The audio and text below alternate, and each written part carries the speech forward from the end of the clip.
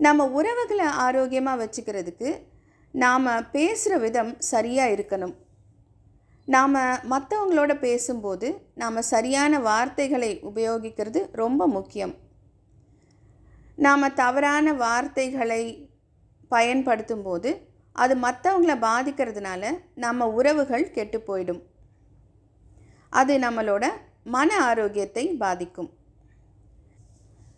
நம்மளோட உடல் மற்றும் மன ஆரோக்கியத்தை பாதுகாக்க நாம் என்ன சாப்பிட்றோம், என்ன பேசுகிறோம் அப்படிங்கிறதுல நம்ம கவனம் வைக்கணும்.